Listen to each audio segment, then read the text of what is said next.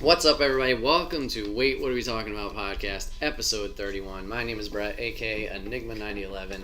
Today I'm joined by Nolan and Kevin, once again making their return to the podcast. Remember, guys, you can watch this podcast live over on twitch.tv/Enigma9011 every first and third Saturday of the month, 8 p.m. Eastern Standard Time. But if you can't watch it live, that's A-OK. You can watch it like you are right now over on youtube.com. Search Enigma9011. The podcast today is sponsored by two things. That's right, two, not just one. First, we're sponsored by the merch store today. You can follow the link down below. Get all your Enigma 9011 swag, t-shirts, backpacks, tank tops, and more. And then also we are brought to you by Extra Life. Our Extra Life stream is coming up on November 23rd. That is Black Friday, Thanksgiving weekend. You guys can watch that 24 hours of chaos, raising some money to help out the big, beautiful kids at the Children's Miracle Network Hospital. Everyone at this table will be there at some point. I'll be there the whole 24 hours. I believe Kevin's coming in the afternoon. Nolan is coming at some time, but we'll be there. We got a variety of games. First 12 hours is the chaos where everybody's there. We got Halo 3, Super Smash Bros., Gang Beasts, Jackbox, the Extra Life Tournament. Second 12 hours is either me running solo or people joining in. Possibility of Mario Party, Cuphead, and more bullshit. We'll have the wheel spin of random punishments for every $10 donation, and we have the big stretch goals as well. Wasn't told. So that's about it. All right, Nolan, kick it off. What is your topic? Don't forget about our official beverage sponsor. Poland? No, not Poland Spring. Spring water. Spring water. By Price Chopper. Price Chopper. Always fresh. All That was good. They ain't paying us, but we're drinking it. Well, I know you you took a trip to San Jose, Yep. Bay Area. I don't know if you've taken any recent big trips. Just came back from Singapore. There you go. Okay, perfect. So I just came back from Paris myself. I was there for a week, solo, went alone, lived out of a backpack in a hostel for a week. So yeah, I just think it's something everyone should do at some point is travel as much as possible. It's good to get different perspective, especially international, see how different people live around the world. You know, different little differences even, you know, you might not really think about, and then it's just good to get an outside perspective, to get out of your own little world for a little bit. I mean, it was definitely the best trip or anything I've ever taken. It was, I think, probably the first big trip I ever took solo, without any family or friends or anything. I think that's also something people should do more, is travel alone. I think that's big. I mean, I know you travel alone quite a bit, so I feel like you might have a perspective on that too. But did you go to Singapore with anybody? I was doing it for work. I was all around the Pacific for 7 months, so. Yeah, so you like flew alone and stuff there, right? Yeah. Yeah. So, I mean, I just think it's good because you get, I don't know, when you're with other people, there's sort of a worry or stress, I think, always. It might not even be intentional. I'm just worrying about like what other people want to do, if they're going to want to do the same things you do. You know, just, you don't have to worry about being everybody being up and going and doing stuff together. Like, you can wake up whenever you want, go do whatever you want, go to sleep whenever you want. You know, you're trying to do stuff, wake up, you're on a family vacation, right? And you want to do stuff, and you're up early, and you gotta wait for people. I mean, that's frustrating. Yeah. The opposite is frustrating. You just want to sleep in and relax because you're vacation. We gotta go. We gotta do this. Yeah, I mean, that's equally bad. But when you travel by yourself, you can do everything at your own pace. I just feel like there's much less stress. Like, things that happened that would have been stressful had I been traveling with other people were no stress at all. Like, I got randomly pulled aside for a screening, like a random screening at Charles de Gaulle. So if I was like with other people, if I had to board with other people and wait and I got pulled aside, it would have been like annoying. So they would have been worrying. Yeah. But I mean, they just went through my backpack, took my shoes off, and then I skipped the whole boarding line. So it was actually like a good thing. There you go. Yeah. So I could sit in my seat and not have to like wait in a line on the airline and everything. So yeah, you know, do whatever you want. I think, you know, Western Europe's not. It's like as close to like America with being in a different hemisphere, obviously, but it's still different enough. I think it gives you a different perspective. Yeah, I agree with the traveling alone thing. Like I said, the first time I did it, I was going out to visit Charlie. I mean, it was my first time flying too, but yeah, stress levels were there. Like leading up to it were higher. But once out there and everything was situated and settled, like that was nice. And then over the past couple of years, and especially this past year with the past couple of months, like we've been going a lot of places, Colorado, California twice, out like that. But yeah, like I agree with the freedom thing you were talking about. Like, oh, what do I feel like doing? Going for a walk, or go to a movie, or go to this, go to that. It was the same thing in North Carolina too. Even just driving down there, like I knew I wanted to get down there in 12 hours, one shot. Yeah. But like if I really needed to, I could have been like, nah, I'm gonna take a side path or stop or something.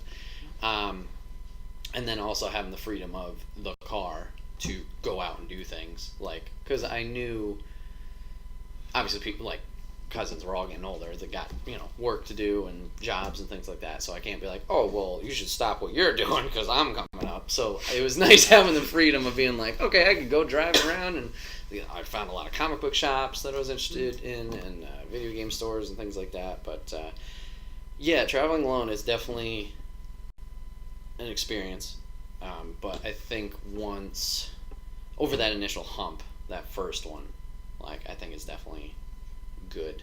I can't imagine doing what you did and packing a backpack. It's not that bad though. Yeah, I know. I don't know. It seems like a challenge, but So you think 5 days is really like I'm packing for 5 because the first day I'm wearing what I'm gonna wear. Yep. So I mean, you do simple things like you have your stuff to the airport. Mm. Like I had a hoodie, I wore that. I had a flannel, I wore that under the hoodie.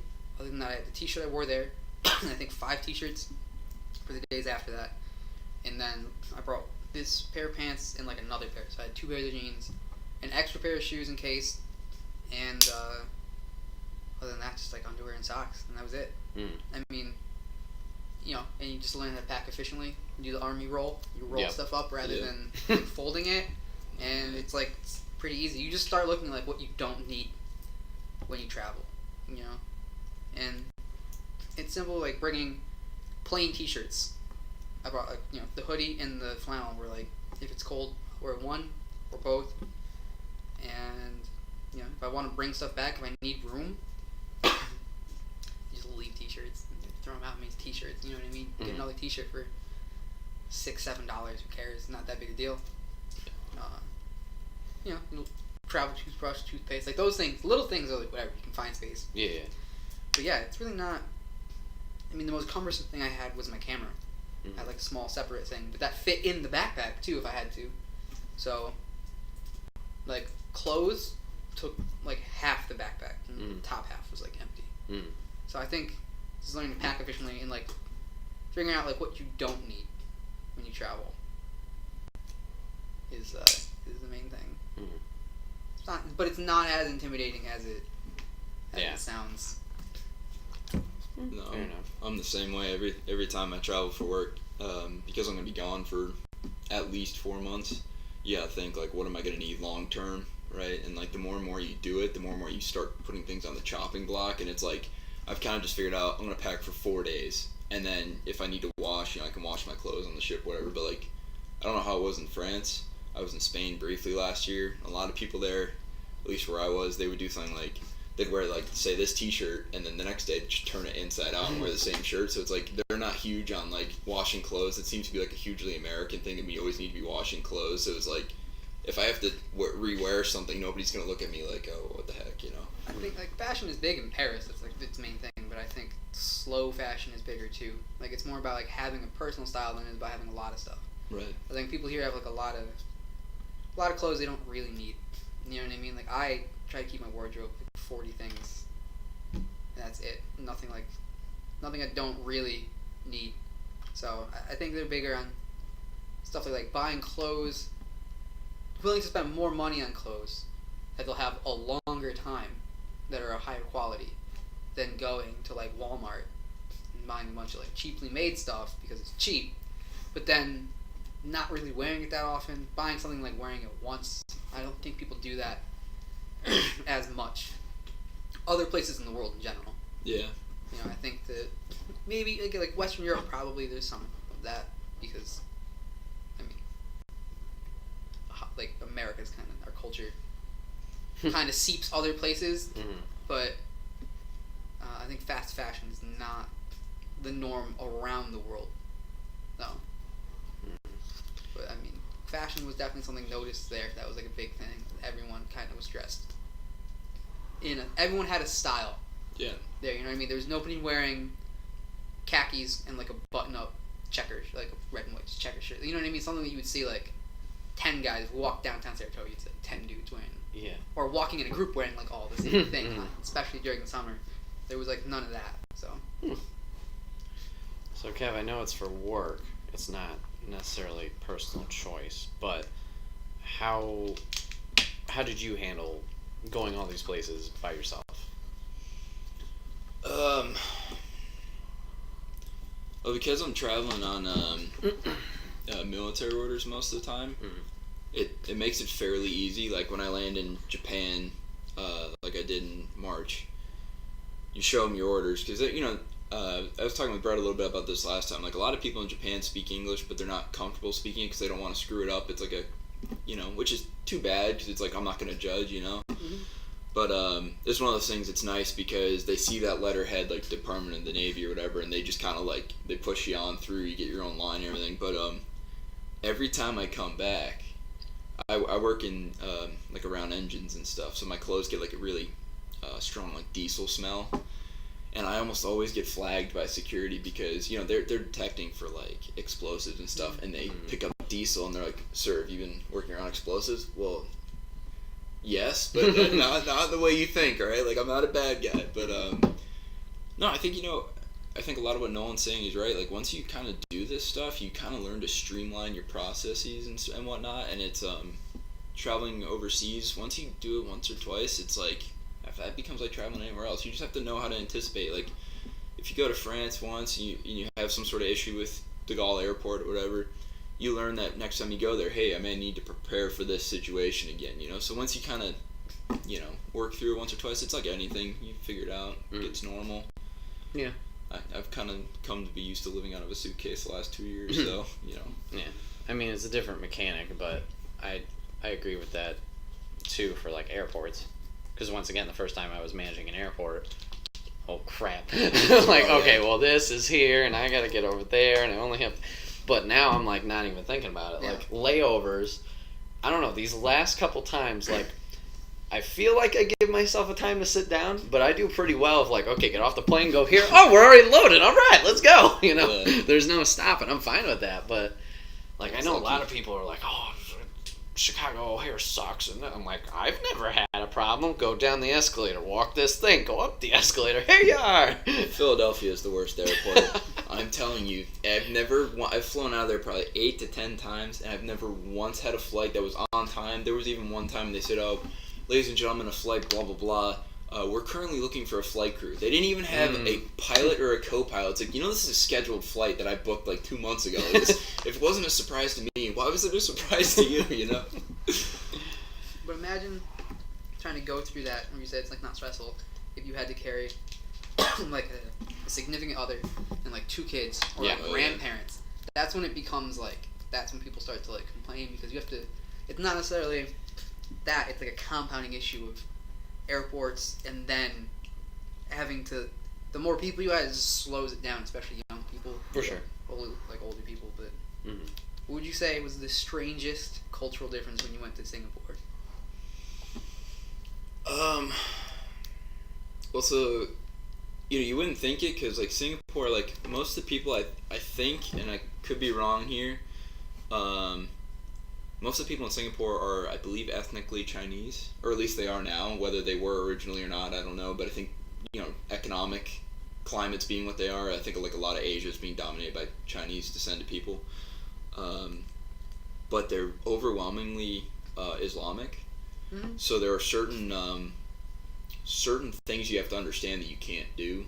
It was even something simple. I think I was telling Brett maybe last time, but when I was flying out, you had people that were trying to order drinks on the flight, and they said, hey, we can't serve that until we're out of Singapore airspace because of religious laws, and I've seen that in the Middle East. It was just kind of weird being in Asia having that, but I totally forgot, But yeah, little things like that, and sometimes during Ramadan, trying to get like a bacon cheeseburger like on a Friday, it's just not gonna happen. It's just not, But other than that, no, Singapore is actually super westernized, and so it's not that bad to get through, to be honest. I think there were three things I noticed in France most. Like the first being everyone rides scooters, and I don't mean like Vespas, but they do. Those are big, and that makes sense. But I'm talking like Razor scooters. They Sweet. have like municipal. You know how I think they have them in Albany. They have them in cities where they'll have like a bike. We have an app on your phone. You can rent them. They had those in San Jose, but they're electric ones. Sweet. Yes, so they have. Yes, they have stable motor. They had those, Awesome. but more than those, they had Razor-ish scooters like that had a motor. So many people using them, not just like young people, like older people. Couples were on them, like standing, like it was wild. Actually, I guess there were more. The PDA was big. Mhm. That was seeing like an old couple like with the woman like straddling the dude in the park. Oh. Like Right. it was, and nobody saying anything. That was, and it's definitely much more culturally diverse, I think, than most of here. It just seemed like everywhere you'd see every like group of friends walking or something. It just seemed like every group had like a white person, an Arab person, an African person. Because like France is like Paris, especially not France as a whole. I think Paris is very super multicultural. They have that history of like Algiers being part, like, So that was interesting. It was just, it's not. Maybe it's just upstate New York you don't see that as much, but that was different. Toronto was the only other place I noticed that was as diverse and multicultural, so that was really cool. But the most offensive thing, it just made me so angry. With every time I would walk past a pizza shop, because they have a lot of them for some reason, and I'm talking like thin pizza, right? Not like Chicago deep dish. Right. They all ate pizza with a fork and knife Oh, that's on a plate. Like they would take the slice, put it on their plate, fork and knife. Nobody's walking around eating pizza either on the street, and it's just like if it's like a deep dish pizza, that's one thing. Like you get a pass because that's basically like a pie. It's a casserole. Yeah, like it's a different thing. But we're talking like Neapolitan style, New York, flat, thin pizza, just fold it. Like, I don't understand why this is a hard concept for people outside in New York. I don't know if when you were living in California that was also difficult for people to get the fold down, but it just, we might not have technically invented pizza in New York. It's the home. Yeah, we invented pizza. Might be from Napoli in Italy, but whatever. It's a New York thing. That's the right? whole thing. And it's just, come on. That's like one step away from eating the Snickers bar with a fork and knife, like Seinfeld. Like that's just. So that's.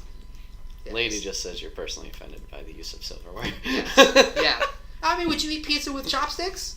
It's just I not. can't use chopsticks in general, so no. Yo, not that hard. Not It's that not, hard. but It's super nice. Yeah, but it's what I'm saying. It's just like it's a finger food. Like if I saw someone, I mean, it's less offensive to me to see people eating fries with a fork and knife for some reason. yeah, I get you. But it's just something about like, The crust is a handle. Just pick it man, up. just pick it up. It's finger food, Dude, that's like when you had like that whole presidential election thing in 2016, right? Everybody's getting mad at Trump for potentially legitimate reasons for things he's saying, whatever. Taco Bowl. The thing that got me was they got a picture of him in public. The man is from Manhattan, right? The epicenter of America pizza. And he's cutting it with a fork and knife. And I'm sitting there going, shame on you. New York City should boot you just for that. I don't even care what you say. That was what bothered me. I mean, it's sort of like you're in a restaurant and you see a person eating a hamburger with a fork and knife. It's like, the bun is there for a reason. What are you doing? And that's not a New York thing. That's That's America. I understand if like they're cut in half or Maybe. quarters. No. But no, well, Pick it up initially, with the fork. because they're That's what you get the mini sliders for, Brett. hey, That's what they're for. Not everybody's smart like that. Well, they should be. They should, but we're giving them too much credit. And so, this girl I had dated earlier in the year, like beginning of the year, who like every once in a while she'll talk to me, like we're friends, it's cool. But like she responded and was like, I ate pizza with a fork and knife. And I was like, how did I not Done. know this? I was like, how did I not know this? Yeah. And she was like, because you would have broken up with me if you knew. And I was like, but we got a pizza. I remember, I went out, I got us a whole pie from Esperanto, brought it back, and you didn't eat a fork and knife. And her response was, I wasn't being my true self. Oh Like, my god. Yo, you can even roll a pizza as a whole and eat it like a burrito. Like, even the whole thing doesn't need a fork and knife. It's a deal breaker. It's a deal breaker. Absolutely. It honestly is. Like, I could never be with someone that eats pizza with fork and knife. I Hear just that, don't. ladies? Just saying. Just pick it up. Especially if it's just a cheese. What are you doing? What are you doing? There's not even toppings that are sliding off. You're not worried about it. Like, even I don't know. There's only one acceptable use of a knife for the pizza, and that's when you're pulling yours off and it looks like it's going to pull the cheese off like a blanket. You just give it a little cut, a little incision, that's fine. you're good to go. I usually use the little triangular spatula. Oh, I just try. It's not sure. as sharp, but I don't think to grab the knife and just like get Yeah. like, just kind of hack at No. it. Like You got that Stay roller like a- cutter? yeah, You're like a already dull good. axe that an executioner would use. Yeah, just hack at it. This topic took a turn. Wait, what are we talking about? Lady says she doesn't even know how you'd eat a hamburger with a fork and knife without it just falling apart. That's yeah. And moral of the story, eat your pizza with your hands or your boyfriend will break up with you. Got it. Yes. Fact. 100%. That's what this podcast is for. Relationship advice. Yep. Nailing it. Alright. Any other talking points about travel? As we took that in turn. It's a good place to jump off. I think. Alright, cool. Kevin, what is your topic? Alright, so this, maybe a little bit deep. I'm not that deep, as you know. You've known me for a long time. But, it's something I kind of got thinking about when Brett was texting me about doing this podcast with him. The idea of living with purpose. And by that, it can mean, do you have life goals that you're working towards? Because we got talking about competition last time. And, Yep. we were talking about how the journey is the important part. And so I kind of got my brain juices going. There we go. So I guess my first point is, if you know you have your life purpose or your life goal, that's great. If you don't have it, I think it's something that's very important, and it's not always easy to figure out because sometimes I think our biggest enemies to our own achievement are ourselves most of the time. Like we tell ourselves we can't do something, whatever. So I guess like one of the ways, like if you think, hey, I don't even really know if I do have one, or if even I have a goal, Mm-hmm. you gotta ask yourself, I think one of the first questions is, are you currently happy? Mm. Because I think a lot of times when you have that goal, you have the set mindset of what you want to do with your life, that provides so much of like a juice or an energy to your day that even if it's not happy, it's contentment with knowing I've got something I'm working towards. So if you're not currently happy or content, or you feel like maybe I don't have that, you might want to consider that you don't have it, that you're not living with it. Mm-hmm. So what does that really mean? In my definition, I'm going to say it means having a direction that guides you or a goal that you're working towards. And like I said, Brett and I spoke last time about how competition is important, but the most important part about competition is the journey of how you get there. So like Brett is a black belt in Taekwondo, and that's a long journey to get there. It takes dedication, hours of work, learning everything, lots of hours of work, I should say. Mm-hmm. And that journey is oftentimes, I think, the part of it that's actually the part you learn from the most. Having the black belt is great, but the journey of how you got there is how you learned to be confident or how to achieve a goal. Mm-hmm.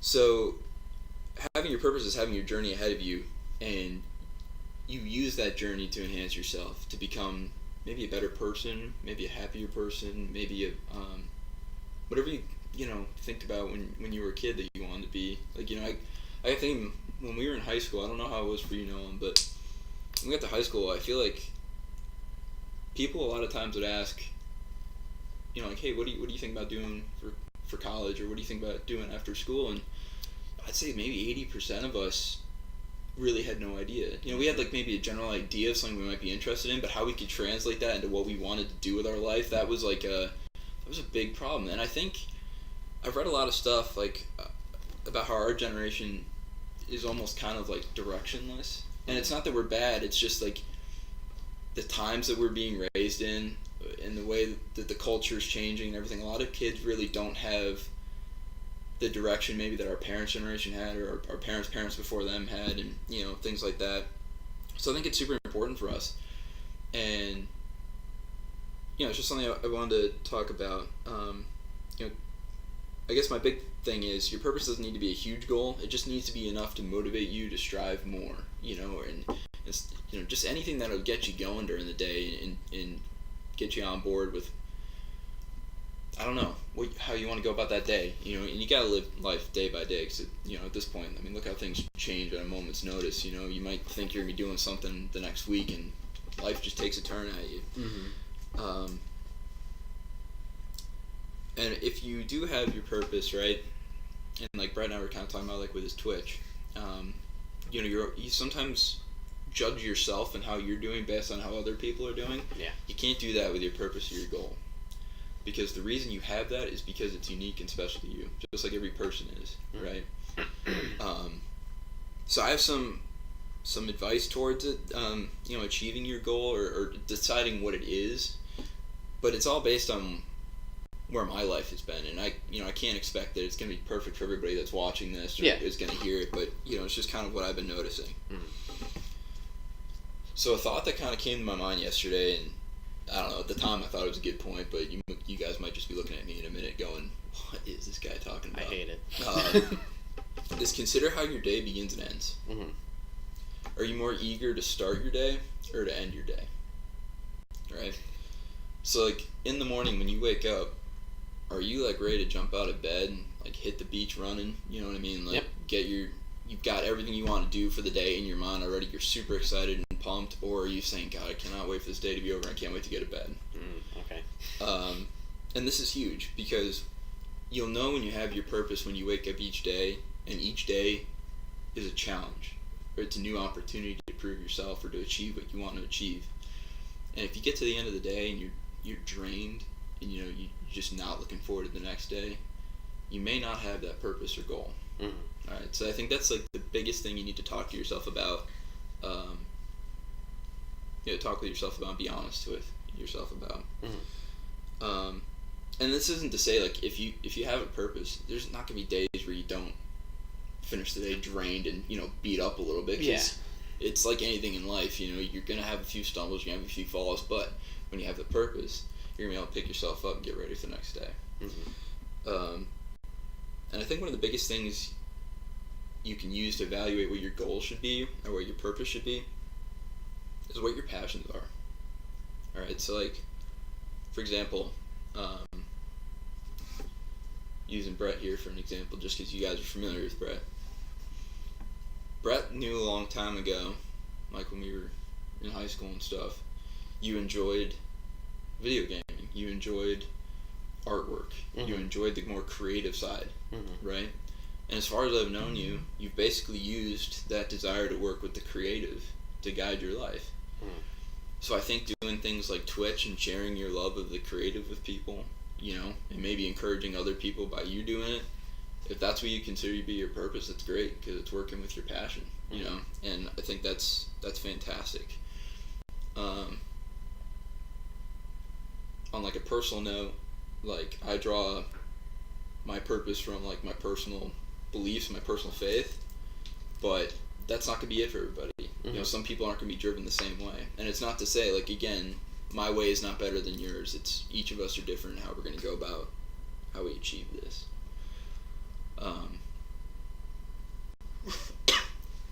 There's like really not much I can say too much beyond that because this is an inherently personal journey for yourself, and I would just say kind of consider where you're at with your life and like, are you happy with what you're doing? And if not, what can you do to change that? Because let's be honest, if you're not happy with where you're at in life, that's just no way to keep going. Mm-hmm. You want to be able to.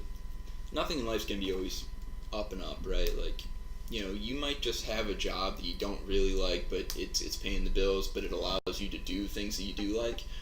Your passion and your purpose does not need to be like your job. You can, like, for example, like I don't consider my job to be my purpose. Like it's it's an okay job. It provides okay, but it gives me like this time off. Mm-hmm. Like I get a good amount of time off from my job where I can pursue things that I am interested in or things that I am passionate about. So it doesn't have to be your main thing. If it is, that's awesome. Like you're one of the lucky few, I'd say, that can absolutely love what they do on a daily basis. But, you know, it's like I was actually visiting the I was bringing over some stuff for the SPCA or whatever, the Humane Society over in Boston Spa there. And there are people that'll show up every day and they volunteer to walk the dogs, Mm-hmm. right? Which, if you ever go in there, I mean, these people are doing a heck of a job at the Humane Society, you know, taking these animals in and not just, you know, killing them right off and everything. Mm-hmm. But these, you know, these dogs are in these small crates, you know, and if you've ever been around a dog, they just love being all up in everybody's business, running around, having a good time. But so people will come and get these dogs out of their boxes for the day, you know, like go walk them around and stuff. And if that's something like you consider to be like a highlight of your life, like going and walking those dogs, experiencing that, having fun with that, like good for you, man, because you're helping those dogs out, you're helping those animals out, you're helping the Humane Society people out who have their hands full as it is. You know, like I was in there the other day and like 4 people had just dropped off dogs because they couldn't afford to have them anymore, which is so sad on so many different levels I don't want to get into right now because I'm trying to be inspirational and whatnot. But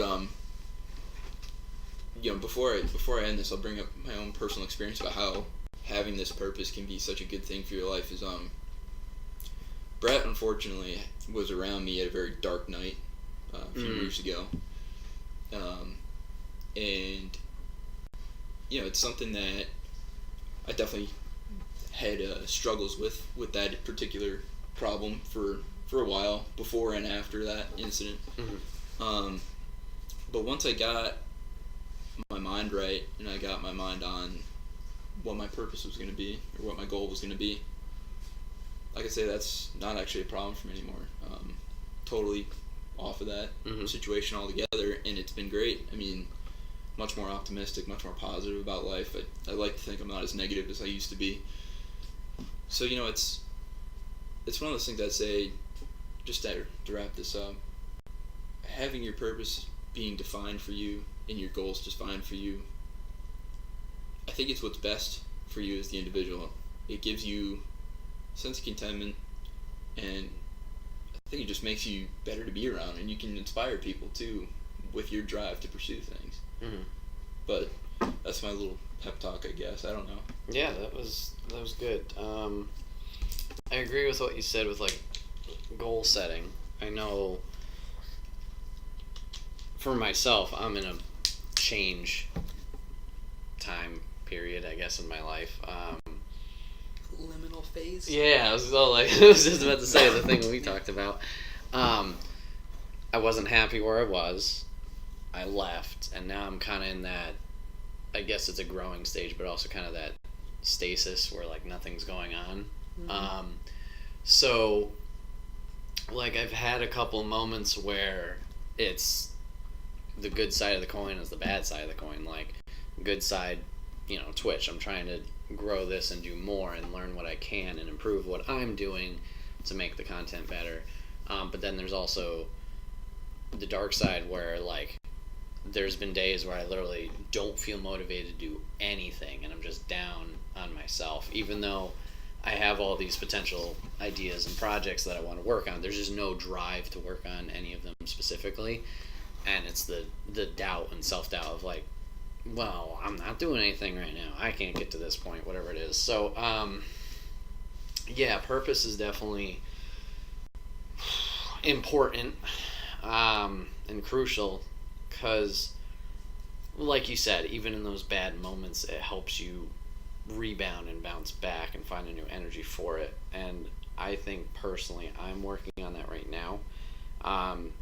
There's been a couple resurgences of like energy and spikes. I think it was maybe a month ago, for the first time in my life, I knew what I wanted to do for a career. And I mean, like, the Twitch thing is great. I love doing it. Obviously, I treat it like a job. If it turns into, you know, partnership and I'm able to make more money, fantastic. That's great. But I also understand the chances and odds of that. I'm happy with my current status. I love it as a hobby. I love doing it. If it stays like this, I wouldn't be upset.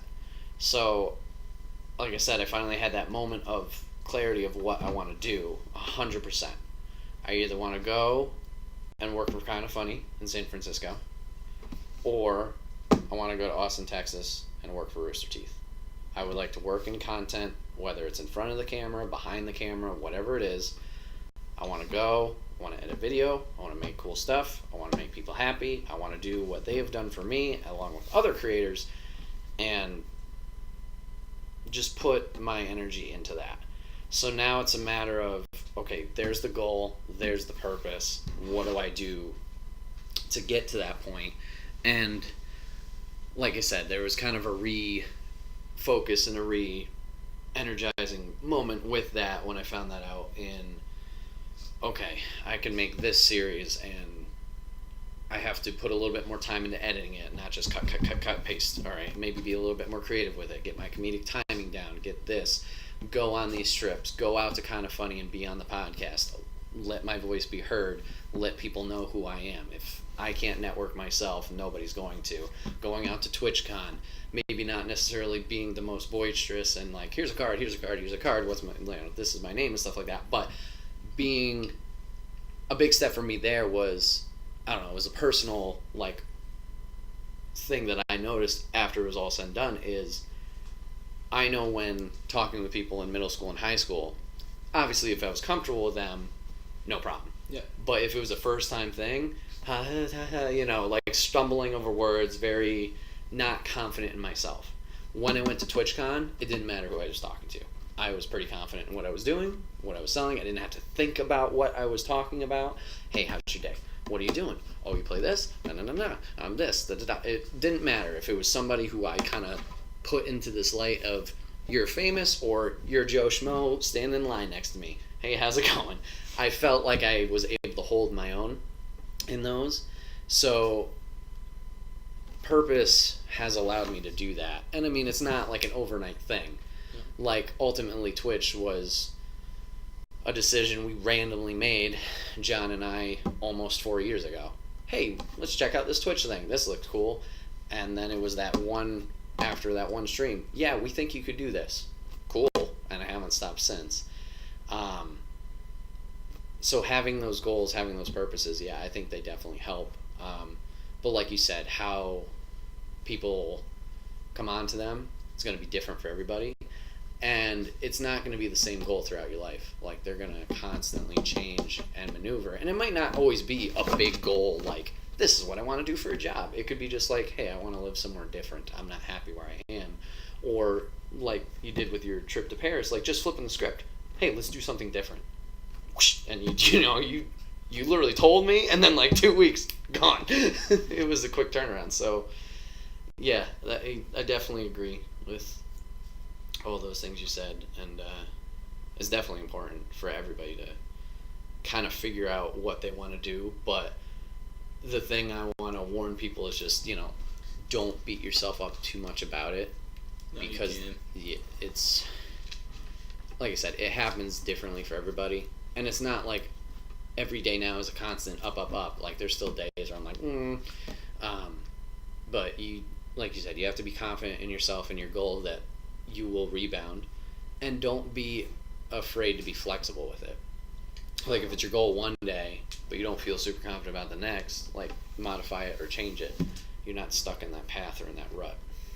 But I think, like, two quick things I'll throw to that is, like, with Brett, saying, like, there are days where you're not feeling motivated. Mm-hmm. When you got, like, if you got, like, a good group of friends that, like, everybody's got them, or most people have them, I should say, people that, like, really care about your well-being and everything, they want to see you succeed.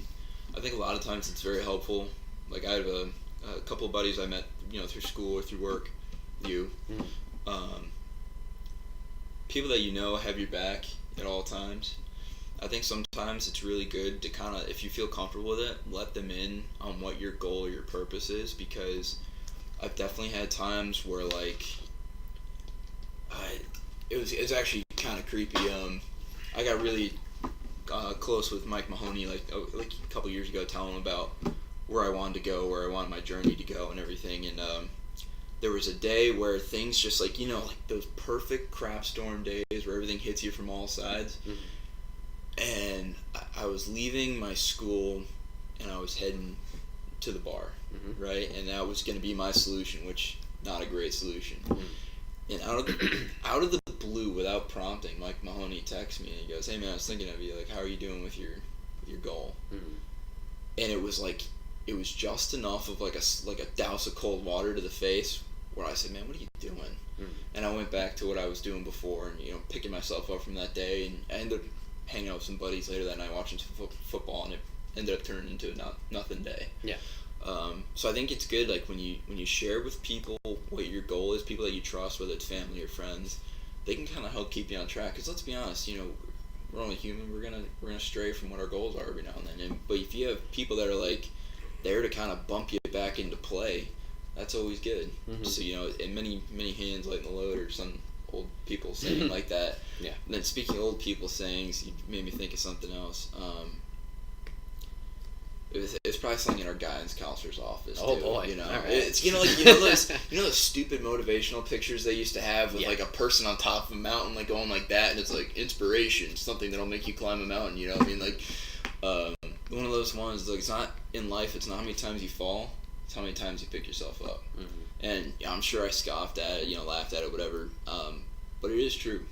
If you have a day where you realize I'm not making any progress to that, but the next day you can get right back on that horse and get back to work, the other day is a memory, man. Yep. So support system's good. Be positive. That's my main message here. Be positive. Approach each day as a new challenge, new opportunity. That's what I'm trying to do, and it's been good so far. Not the blood type though. Yeah, but I am O positive. Nolan, you got anything? Because we kind of just. Yeah, I would say just that.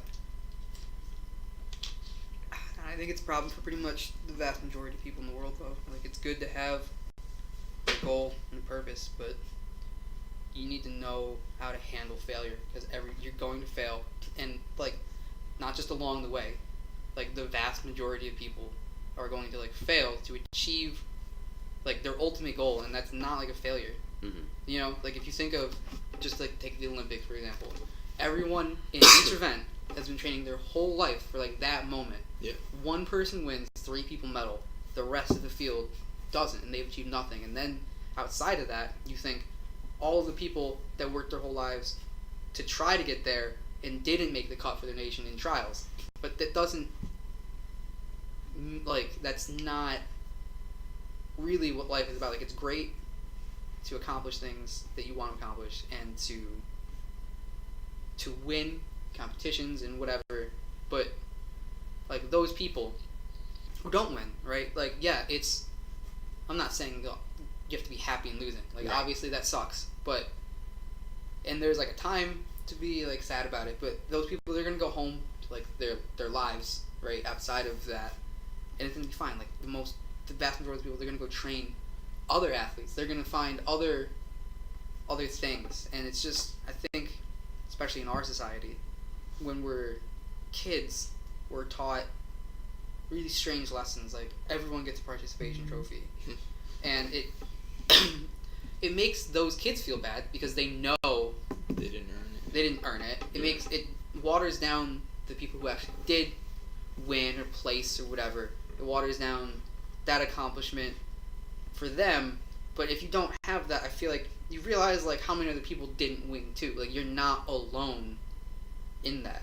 Like, I know one of the Scandinavian countries, I think it's Norway or Sweden, I forget which, they have a word, I don't remember, for like a whole philosophy that they sort of live by as a cultural thing, basically about like finding like beauty in mediocrity. Like, they're a much more like socialistic society, so they view the great, like their culture as a thing.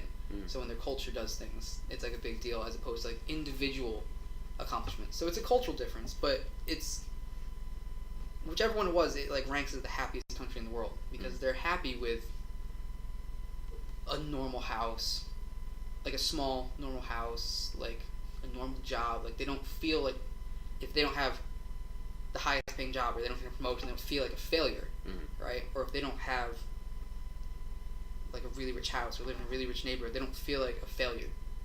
And you can aim for those things, but just because you don't accomplish that doesn't make you a failure. Like, failure and mediocrity is like part of life, right? The vast majority of people are not going to accomplish things that will be remembered for history. That's not a bad, like, you have to have something that you want, right? That you want to accomplish, and that's important.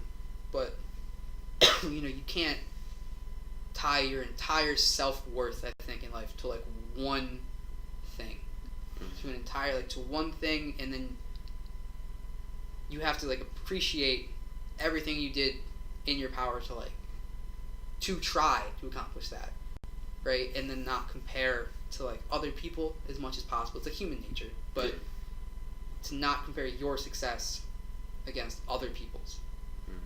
So I'm torn because it is like I definitely understand like having have a purpose and like do that, and that makes it adds meaning to your life. But I think at the same time, I definitely have known people that are like so wrapped up in something that when they like fail, it like crushes them. And I think that's they're like good people otherwise. Like, that's not the entirety of that, and you need to be able to see the rest. You know what I mean? Mm-hmm. The rest of the scope of reality, like outside of yourself, a little bit.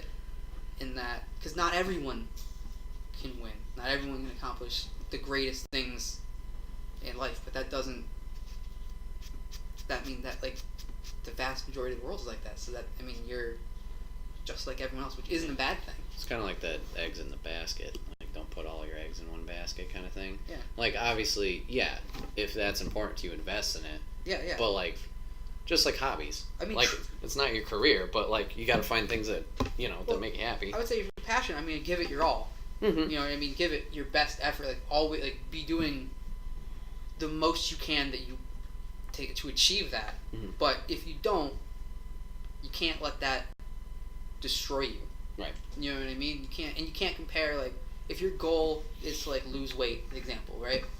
And you can't be like, if you start at 400 pounds and you lose like 150 or 250 pounds, you know what I mean?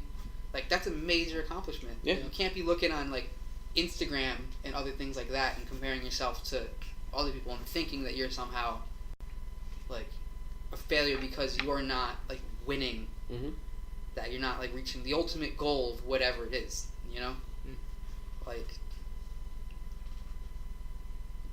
So Well, and so and then I think that's kind of like, I agree with you, because I think that was like what Brett and I were saying, like, the end goal isn't as important so much as the journey, right? So like you said, like an Olympic athlete, let's say there's 100 guys competing for 3 medals, 3 of them are gonna get it, 97 aren't.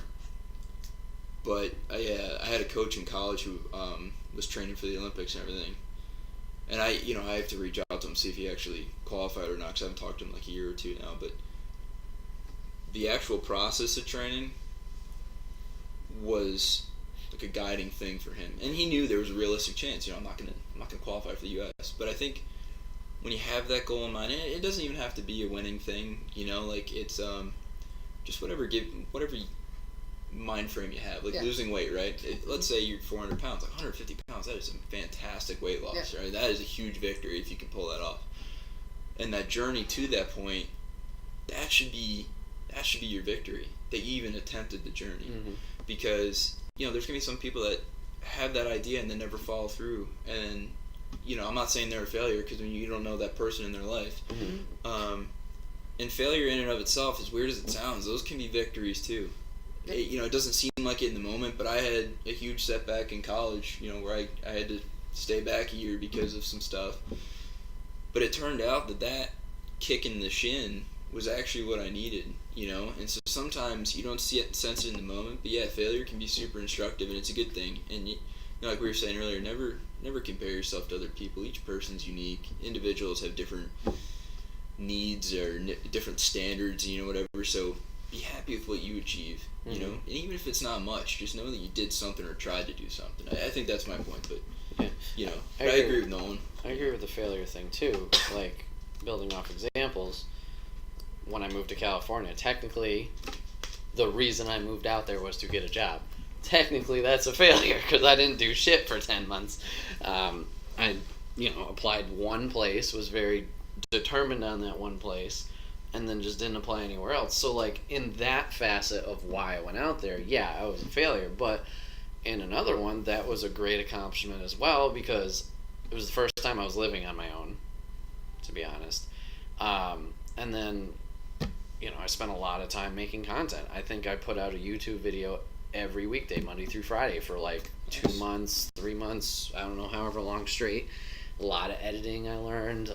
Obviously, the Twitch streams, I was still doing those and finding new ways to do that. And, the guys came out in my final week in California to hang out. That was a lot of fun. A lot of, exploration because I was on my own. Like, all right, well, you're in this new state. Don't just sit in your apartment all the time. Like, go out and do things. So, yeah, I know there was a couple times when I was out there I was broken because I was like, I'm not doing what I set out to do. But yeah, looking back, like you said, it was definitely a good thing to do, and I learned a lot from it.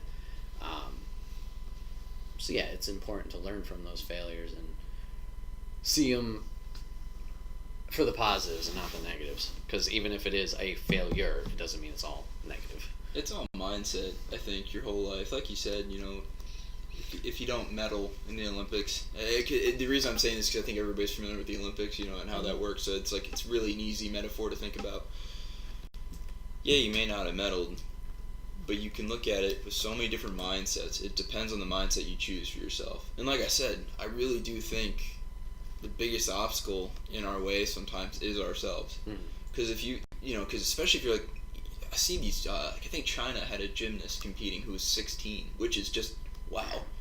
That she's, at that competitive level at 16. Like, wow, good for her. But let's say she didn't medal. Mm-hmm.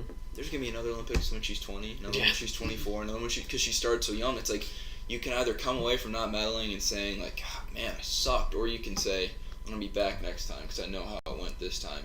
That's, I'm not saying it's always realistic, but I'm just, at this point in my life, I'm definitely trying to adopt the thing of trying to look at everything in a way that can be helpful rather than hurtful. Mm-hmm. Because what's the point in hurting myself? You always gotta, you can only blame yourself if you don't try, so. No, I agree. That's what I'm saying. Like, when you do fail, you can't, like, beating yourself up, getting upset about it. Like, obviously everyone does in the moment, and there's always, like, you know what I mean? There's definitely, like, an appropriate time to, like, be upset about, like, losing or not accomplishing something you really wanted. You can't but, really like, help that. Yeah. But, like, it's not, when you do that for an extended period of time, it's not helpful. Yeah. You know what I mean? That you're hurting yourself from accomplishing anything else. You know what I mean? Or even getting back and trying to accomplish that. Like, so I just think, but that's what I'm saying. I think that's a problem for a lot of people. Oh, sure. Yeah. Is handling, like, a lot of people will try something. Like, easy example, because it's not super serious. An instrument. They'll pick up an instrument when it doesn't come to them right away. Yep. Like, it's not for me. Especially, like, when you get older, that's, like, one thing when, like, because your brain is different. So it's, like, harder to learn a new instrument or a new language as your brain ages. But, like, I think we all knew kids in high school that tried to pick up guitar, and then it was just, like, didn't come easy right away. So it was like, it's not for me. So, it's easy to go with what you're good at, but it's also perseverance is good. Yeah. But, if you stick to something and persevere and just it's not coming, you can't beat yourself up over it either, because you don't know how long it's going to take. And also, if you decide, if you've given it your all and you decide it's just not going to happen, that's also not a failure. Sure. You gave it everything you could. Yep, absolutely. I love the Olympics reference. I wish I'd actually thought of that initially, because it provides a lot of ground to work on with this topic. But anyway, it was good. I like that one. Topic 3, wrapping it up. The deep meaning ends here. Alright, I'm actually going to talk about our second sponsor. I'm going to talk about Extra Life. So what Extra Life is, it's an event that is held every year. Technically it's year-round, but the big game day is usually November. It actually is landing on the day of recording this podcast, November 3rd, 2018. So people of in content and video games around the globe are participating in Extra Life. And what it is 24 hours of video gaming to raise money for Children's Miracle Network hospitals to help out sick kids who are dealing with, a variety of bullshit diseases and stuff, but trying to help them out, raise some money, and do some good. So our Extra Life stream is coming up on Thanksgiving weekend. It's Black Friday, November 23rd, 12 noon Eastern Standard Time to, the next 12 p.m. on the 24th. Playing a variety of games, doing some punishments with wheels and stretch goals and this and that and the other thing. But I don't see, this is the thing. I don't know exactly where I'm going with this topic. There's not like a question or something like that. But I just kind of want to talk about a little bit how I've been really excited over these past couple months, like planning for the event. And Nolan, you were here last year. Kevin, I don't think you were able to make it last year. I've never been here before. No, I don't think so. Okay, so this will be our third year technically doing Extra Life. The first year we did a game day for the first 12 hours, and then the following week we wrapped up the rest of the 12 hours where I did solo streams. The thing is, you don't have to do your full 24 hours in one shot, but people tend to do it that way just because it keeps everything concise. But you can spread it out however you like. So yeah, the first year we did it that way. Last year we did the 12-hour game day, and then I did a solo 12 hours afterwards. I think I had, Big John stayed, and he was on and off for the second half. And then this year it'll be similar. But it's just been, this year I was really driven to kind of plan it, figure out everything, and who's coming, what are we playing, what's this, wheel spins, and figuring out all these mechanics and stuff. Punishments, yeah. Because I don't know, it's just a fun, exciting event, and it's kind of it's hitting it on two sides of good energy, obviously a lot of friends hanging out, having a good time, playing video games like we used to, LAN partying and shit. And then there's the other side where we happen to be raising money for this cause. And I mean, obviously we have our goal of $500. If you can help out in any way and make any donations, that'd be greatly appreciated. But if not, if you just spread the word so we can get more eyes on it, that's greatly appreciated too. But yeah, we didn't hit our goal last year. I think we still raised $350 or something like that, which is fantastic. But that brings a whole new energy into it, because I know if you're doing the same thing for a while, hey, we're playing this game, energies kind of die down. But I feel last year when we implemented the wheel and the Extra Life tournament, we just kept going and firing it all on cylinders. I know in the Extra Life tournament, people were getting fucking heated and Windjammers, and nobody had played Windjammers before. Did I win that? No. You won the Marvel tournament after. It was you and I in the finals. Yeah. And that was another thing. We did another tournament. Let's go! And the wheel spins were always fun. People got hyped on Bean Boozled and those gross jelly beans. The leg waxing people thought was pretty funny when Billy just screamed out, stuff like that. So some of those punishments will be coming back this year. Bean Boozled's making a return. Leg waxing's making a return. Arm wrestle, staring contest, things like that. But I've also been trying to brainstorm new wheel spins, so the wheel's constantly changing. And I mean, all these punishments I always plan for myself to do, because I'm never going to be well, you're here, you're kind of fucked, if people want to participate, that's cool. Bean Boozled last year, that's a prime example. I was all right, I'm down to some jelly beans. And then everybody in the room's oh, fuck it, give me one. I was all right, cool. So there's a couple on there I know for certain I'm going to be doing. Leg waxing. I talked about leg waxing. That was another one. People jumped in. Billy jumped in. John jumped in. I'm okay. Nope. But I added on. You guys get a little behind the scenes look. I added on to the wheel chest wax. So this thing, if it spins, you can't take this patch. This patch is my only chest hair.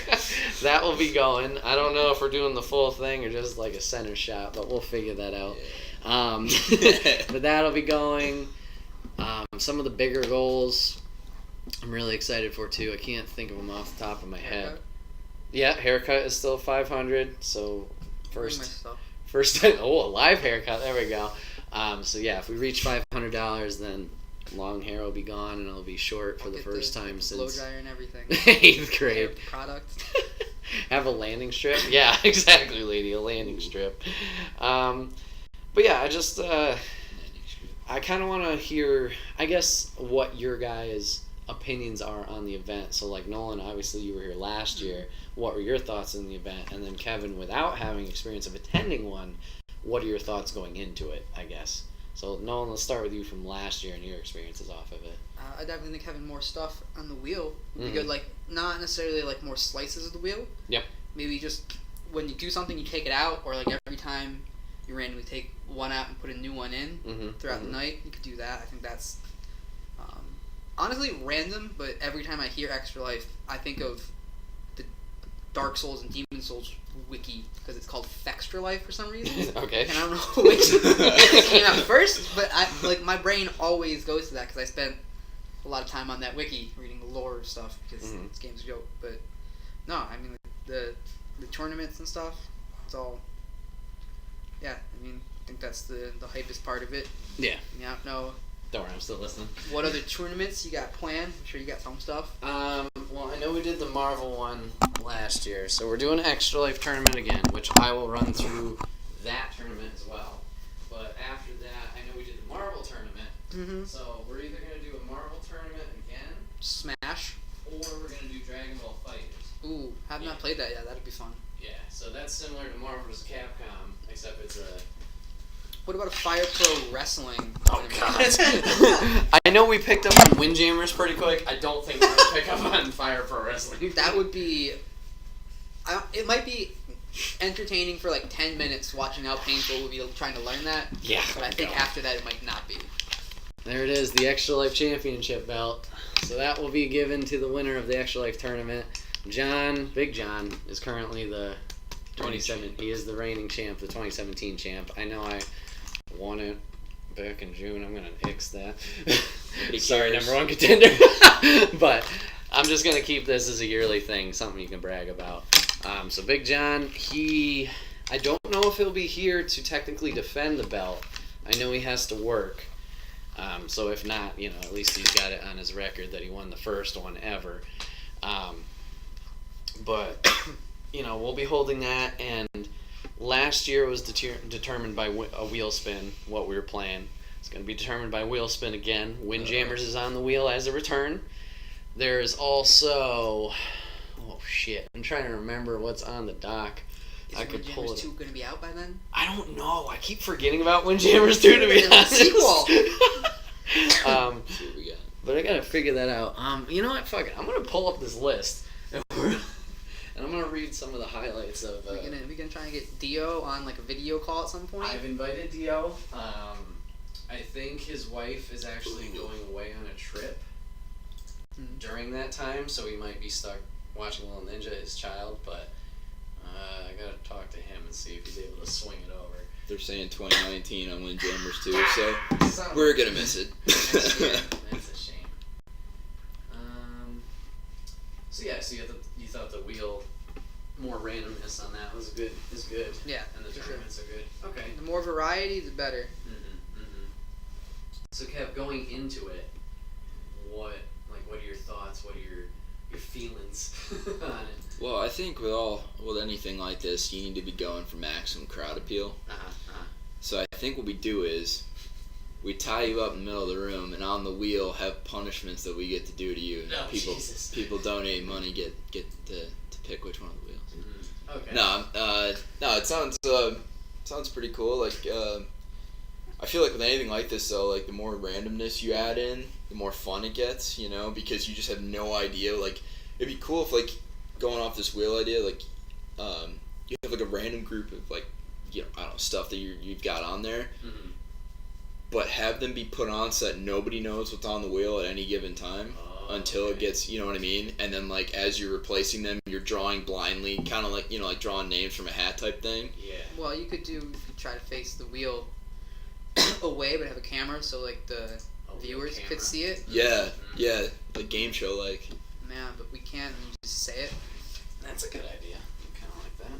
Yeah, the more suspense for, I think it's funnier when, the audience doesn't really have suspense except for waiting for our reactions to Mhm. things, you know? Like, I don't know. Yeah, I I get assume that. you're not gonna do the hot peppers as one of them. Actually, hot pepper is It's on there? it's a tier. That's one. It's of the, not the wheel. Oh no, that's why I meant the wheel as a punishment because I assume there'd be a lot of people who wouldn't want to do that. Yeah, no, I mean, I kind of have to do the hot pepper. It's been a tradition, so.